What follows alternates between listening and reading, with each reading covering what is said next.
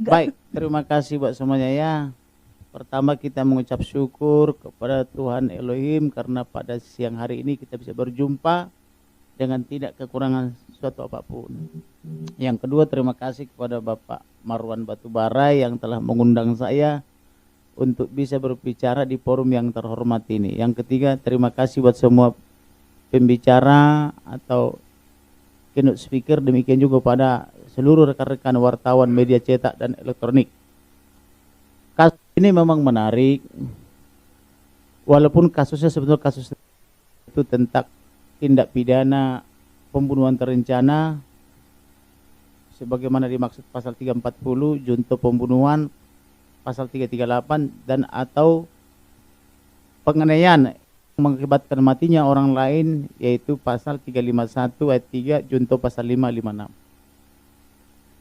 Saya yang punya namanya itu sedikit saya bilang itu semacam karunia lah ya. Saya terkadang menulis saja bisa terjadi. Contoh tulisan saya ini pada tanggal 12 dini hari bulan Juli 2. Kebiasaan kerja sama seperti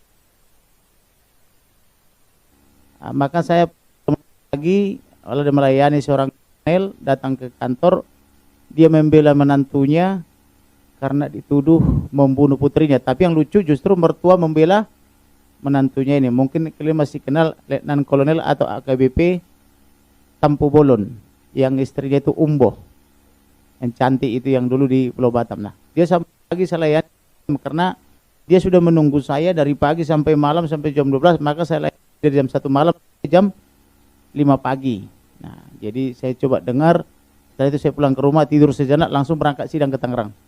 Jadi, kasus ini, ketika saya kerja dini hari, mungkin sekitar jam 1, jam 2 pagi, secara iseng, karena saya udah lelah kerja, saya tulis di media sosial, saya kebetulan pengguna Facebook. Saya tulis, polisi menembak polisi di rumah pejabat utama polisi, mudah-mudahan bukan karena wanitanya polisi. Saya iseng aja tulis begitu karena sudah membaca sedikit rilis dari polisi waktu itu pagi di tanggal 11 di hari Senin. Maka dini hari tanggal 11 saya tulis begitu. Tahu-tahu tidak sampai 5 menit ada yang komentar. Saksi Boru Sianturi, namanya Tangga Sianturi. Nanti bisa lihat di Facebook saya, belum saya hapus. Oros tulang, itu Beremo yang dibunuh itu, katanya kan kita. Oh, yang mana? Itu yang di Sungai Bahar. Lalu saya katakan, sampaikan turut berduka cita, berikan nomor telepon saya siap bela, saya punya firasat ini pembunuhan terencana. Harus diusi ulang dan harus dipisum et repertum ulang. Padahal saya belum berbicara dengan keluarga almarhum, baru dengan saksi tadi. Maka besok pagi ketika saya tidur mulai jam 5, jam 6, jam 7 saya sudah dibangunkan, saya masih di tempat tidur. Dia bilang begini, Tuhanlah yang mengutus Ito, karena dia baru Simanjuntak mamanya ini, dia manggil Ito sama saya. Jika orang Batak gitu, kalau Simanjuntak, karena semua orang memusuhi kami dan atau menjauhi kami, karena katanya ini aib keluarga dan aib polisi. Dan handphone kami tidak bisa masuk dan tidak bisa. Curiga, apa handphonenya? Tas kan begitu. Kemudian dia cerita lagi, jenazah diserah terimakan tapi tak boleh dibuka. Diserah terimakan tapi dijaga terus. Kemudian handphone kakak adiknya juga diretas. Wah, ini makin curiga saya, nalurinya kan makin curiga.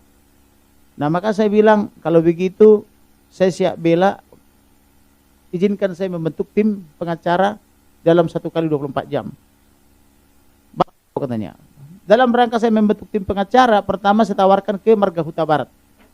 Semua teman-teman saya yang Marga Huta Barat saya tawarkan. Mereka semua ketakutan. Karena ini institusi. Kemudian saya tawarkan ke Ketua Simanjuntak seluruh dunia. Ada Ketua Simanjuntak seluruh dunia. Konon Brigadir Jenderal TNI. Dia bilang, bahaya nih. Nanti bagaimana kalau terbukti dia melecehkan, katanya. Ya tapi kan kita coba dulu dong bela. Ini kan bere kita Simanjuntak kan itu. Nah, kemudian karena tidak mau Huta Barat dan Simanjuntak ini, saya tawarkan ke Simanjuntak CDKI Jakarta. Kebetulan advokat. Dia lebih khawatir lagi. Wah, dengan berbagai macam alasan, ini kan nanti orang Riau. Biarlah orang Riau yang mengurus ini. Huta Barat dan Simanjuntak Riau katanya. Loh ini kan TKP-nya Jakarta, Jakarta Selatan. Wilayah kita, saya bilang. Karena semua berdalih, maka saya bilang, udah bubarkanlah itu organisasi. Jangan pakai kata borunya, Parsadan, Simanjuntak dan borunya. Karena ini boru kita, berarti kalian tidak bertanggung jawab, bubarkan. Biarlah itu beres saya sendiri. Punya saya sendiri, jangan urus. Begitulah kira-kira pertengkaran kami di sore hari itu. Saya posisi di restoran Hematis. Maka saya ajak mantan ketua Simanjuntak, Dr. Nelson Simanjuntak. Dia mantan pejabat eselon 2 dari Kemendagri. Dia oke. Saya ajak Martin Lucas Simanjuntak, dia kebetulan pemberani juga oke. Saya ajak Febri oke. Saya ajak Johnson Panjaitan makan sore di restoran Hema itu oke. Malah dia bawa teman-teman. Maka terbentuklah kami 7 orang, mereka tambah saja 8. Nah, maka sejak saat itu saya siapkanlah surat kuasa. Setelah oke. Lalu kita kirimlah surat kuasa ini melalui WhatsApp ke Jambi sambil lewat pos ininya apa namanya? Hard copy-nya. Muncul masalah. Huta Barat suami itu atau Lai Samuel mengatakan kami tak punya uang. Jadi tidak jadi tanda tangan kuasa. Dari nggak ada uang kami bayar pengacara. Saya ini sudah lama tidak bekerja. Istri saya bekerja tapi guru SD.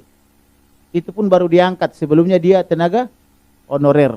Oke, kalau begitu tidak usah bayar honor pengacara. Oke, selesai tuh satu masalah tuh. Lalu dia bilang nanti kalau laporannya di Jakarta, siapa yang ongkosi kami ke Jakarta? Pulang pergi. Oke, saya ongkosi kalian pulang pergi ke Jakarta. Muncul lagi, nanti siapa yang kasih kami makan di Jakarta? Saya siapkan makan dan hotelnya. Nanti kalau terjadi ekshumasi atau membongkar jenazah, harus visum et repertum ulang, kemudian harus apa namanya itu, otopsi ulang. Siapa yang bayar dokternya? Saya siapkan uang untuk membayar. Pokoknya kalian tak usah bayar biaya apapun, malah saya siapkan biayanya untuk kalian. Barulah tanda tangan, karena sudah tidak ada lagi objection. Setelah itu ditanda tangan, langsung dikirim melalui WhatsApp, kami tanda tangan. Mulailah kami bekerja.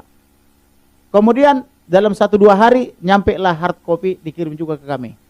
Sejak saat itulah kami merilis dan menyiapkan bukti bahwa ini pembunuhan terencana. Dari awal sudah saya tulis 340, Junto 338, Junto 351, Junto 5556.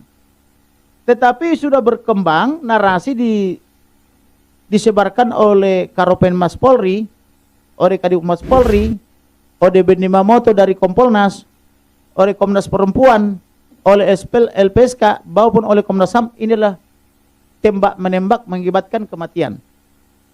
Hoax ini sudah menyebar dan sudah diterima masyarakat. Bagaimana cara membalik hoax ini? Tentu kita harus pakai logika. Maka saya katakan, kalau tembak-menembak, mengapa ada luka lain? Yaitu biru-biru di dada kiri maupun dada kanan, sama tulang rusuk kiri, tulang rusuk kanan. Lalu dia bilang, yang di bawah almarhum Joshua menembak 7 kali, yang di atas menembak 5 kali, yang dari bawah 7 kali tidak kena, yang dari atas menembak 5 kali, kena 4 kali, tapi mengakibatkan 7 lubang katanya. Makin aneh.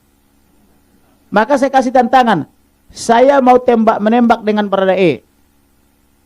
Kita mau uji, dia di atas, saya di bawah. Siapa yang mati duluan? Walaupun saya belum pernah pegang senjata, karena saya waktu kecil, saya mahir tembak-menembak pakai ketapel. Saya serius. Teman saya main ketapel-ketapel waktu kecil, dia jago tembak seluruh dunia 10 tahun antar negara. 10 tahun berturut-turut antar negara, dia juara 1 seluruh dunia. Teman saya bermain waktu kecil. Dia sekarang dinas di Kostrad. Kalau pernah dengar nama Paul Taksihan. Baru saja dia pulang dari Australia, juga memenangkan. 10 tahun berturut-turut. Maka saya bilang, saya cukup latihan sampai setengah hari, sorenya kita main tembak-menembak dengan Barada E. Karena Barada E ini konon diinformasikan pelatih tembak, jago tembak, sniper hebat, jago tembak vertikal. Saya bilang jago main ketapel waktu kecil. Saya latihan setengah hari. Kita main. Dan saya tidak akan menuntut siapapun atau keluarga saya tidak menuntut siapapun kalau dia saya mati atau dia mati. Main kita, saya bilang gitu. Terkadang media bercanda, saya serius. Karena saya yakin teman saya yang tembak-tembakan waktu kecil juara dunia kok. Sekarang udah perwira padahal masuk dari balok merah itu loh. Bahkan dia disayang-sayang oleh jenderalnya sama kasatnya sama panglimanya, kan begitu. Akhirnya mulailah satu persatu hati masyarakat kita rebut. Tetapi orang tetap menyebar hoax. Lalu kemudian saya mintalah otopsi ulang sama visum et repertum ulang. Saya tidak tidur 3 hari 3 malam menulis surat ini. Saya tulis ke 19 lembaga negara. Presiden, Wakil Presiden, DPR, Panglima, Kapolri, Komisi DPR, kemudian Kapolri, Wakapolri, Irwasum Polri, Kabarskim Polri, Dirtipidum Polri, Karwasidik, kemudian ke Kadipropam Polri. Dan lembaga-lembaga termasuk ke Direktur SPAD, RSCM, RSP, Rumah Sakit Angkatan Laut, Angkatan Udara, dan sebagainya. Saya tulis surat, mohon diotopsi ulang. Saya tanggung biayanya. Kemudian atas laporan saya itu, memang media sudah banyak di sana secara doorstop. Karena media ini banyak, penjelasan saya cukup panjang, saya kan senang yang detail-detail supaya masyarakat puas. Lalu berita ini dipotong-potong oleh berbagai media. Lalu dikomentari oleh Denny Siregar, wah itu pengacara tukang cari panggung katanya. Aman dia dengan kameranya wartawan nih. Baju saya itu aja yang warna hitam bintik-bintik, belum pernah ke panggung manapun. Yang salah kan wartawannya, kenapa dipotong-potong jadi banyak berita toh? Kalaupun itu dianggap kesalahan. Jadi mulai muncul bajir-bajir, pokoknya mengintimidasi saya. Bahkan ada satu yang saya laporkan istrinya dugaan pemalsuan, mulai dia ngomong juga Iwan Fals. Padahal saya lapor ke polisi, karena udah saya somasi, udah ketemu bukti palsunya di kementerian. Ikut juga menyerang. Wah ini bukan hanya 5 lembaga negara, tapi juga bajir rupiah kan begitu. Menyerang. Nah, lalu mulailah kita bekerja. Mencari saksi. Dapatlah 11 saksi. Mendapatkan saksi ini tidak mudah. Bagaimana mendoktrin saksi yang dari ketakutan jadi berani.